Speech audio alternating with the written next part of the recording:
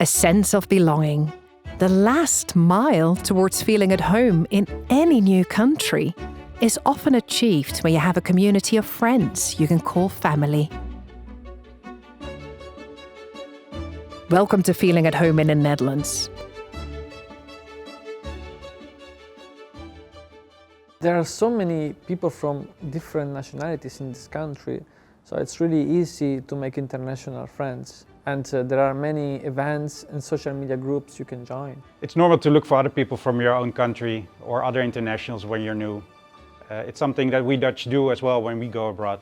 The Dutch say they are very open people, but they take some time to become friends with internationals. Their friends are usually from school or from the past, so they are not always looking for new friends.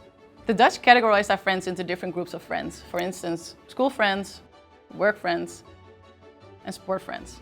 Rather than mixing groups of friends together, they tend to meet them separately. If you're going to be in the Netherlands for a long term, my advice would be learn Dutch. Going to a language school is really useful. Also, you can make a lot of friends there. The Dutch are very comfortable with speaking English, but sometimes you will find them switching to Dutch automatically, both socially or at work. So practice is key. I often hear from my international colleagues that they try to speak Dutch, but the locals quickly switch back to English. Maybe you can tell them that you're trying to pick up the language and if they could help you practice. Oh, it's so endearing to hear internationals speak in Dutch.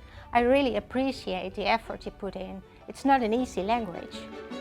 More often than not, it's sheer luck or coincidence that leads you to that moment when a chord of friendship strikes between people. But hey, there's no harm in putting in some extra effort. Sports is actually a very good bonding activity, so make sure you join a sports club. Volunteering is also a great way to know more people, and the community will really appreciate that. Volunteering at school is a really good idea because you get to know the teachers, you get to know the other parents and even the friends of your child. Go to bars, pubs, festivals, talk to people, get to know them. You need to make that extra effort.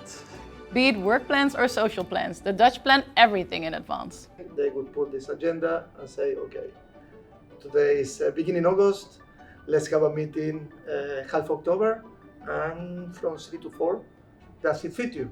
Once I went on a date and everything was fine, and I was like, shall we do this again? And she was like, yeah, it was nice, but let me see my agenda. Seriously, I mean, these guys plan everything. Like, today is Netflix and chill. Jokes aside, it's really important to learn how to plan like them. Always have an agenda, otherwise you'll never meet anybody, eh? Communities are not born in a day. It's a process that takes time. To blend into a community, the first step is to know the norms that define it. Small talk is very important, especially with your neighbors. If you don't make small talk, you can be considered a strange person. And the most widely used topic is, of course, the weather. In some neighborhoods, strangers say hi to each other when they're both doing the same activity and when they have eye contact. For instance, when they're walking the dog or taking a hike. It's really important to introduce yourself and get to know your neighbors. It's so nice to have that sense of community, especially when you're far from home. The Dutch meet often with people outside their homes, in bars and restaurants. It takes time really to invite you to their home, but the moment they do that, you know you won their hearts. There are some etiquettes one needs to know when they are invited to a Dutch household. Always be on time or at the most 15 minutes late.